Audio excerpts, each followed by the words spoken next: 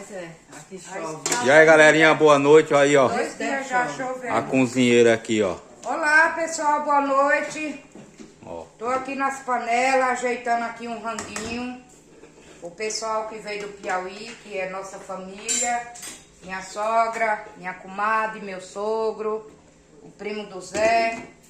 E tô aqui, ó. Temos o que aí, filho? Panelona de caldo de quenga. É, Cleiciano? Agora. É. Caldo de quenga, peito de frango, bacon, linguiça, couve e mandioca. Viu? Aqui, Aqui um arrozinho. um arrozinho, ó. Arroz branco. Mais arroz porque é muita gente, né? Macarrão pro pessoal. Macarrãozinho. Feijão, já tá fervendo aqui, ó. Um feijãozinho com a verdura. É. Aqui tem carne. Carne E vamos cozida. assar linguiça e mais carne. Na churrasqueira, na fogueira, o pessoal tá ali fora. Vou mostrar aqui pra vocês. Aqui, pra quem não conhece aqui, ó, pessoal. Aqui é minha mãe, viu? Dá um alô aí, mãe. Faz assim. Oi, Oi. gente. Tudo bem? Aqui é minha tia, comadre. Olá, Ó. boa noite, gente. Tá vendo? O Luan você já conhece, mora aqui mais a gente na Bahia. Aqui na fogueira, olha.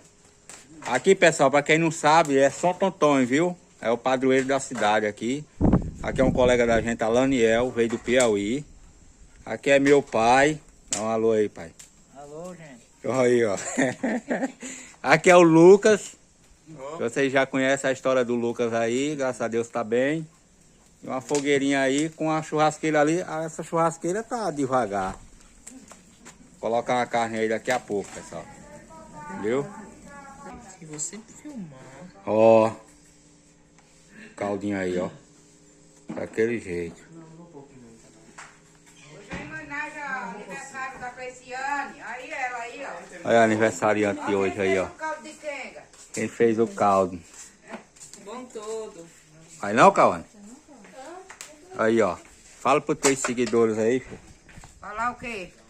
Do aniversariante do caldo de quenga. Olha. Ó a fogueira, gente. Boa toda. Tá friozinho, gostoso. Hoje aqui tá frio, pessoal. Tá um tempinho bom. Quem botou, Aí, ó. Zezinho? Foi o vento que derrubou. Que benção. E é isso aí, galera. Só para mostrar para vocês aí. Um abraço para todos aí que nos acompanham. Curte, compartilhe. Ok? Um abraço, fico com Deus. E até a próxima. E a churrasqueira tá ali, ó. Já tem carne no fogo. Cuida.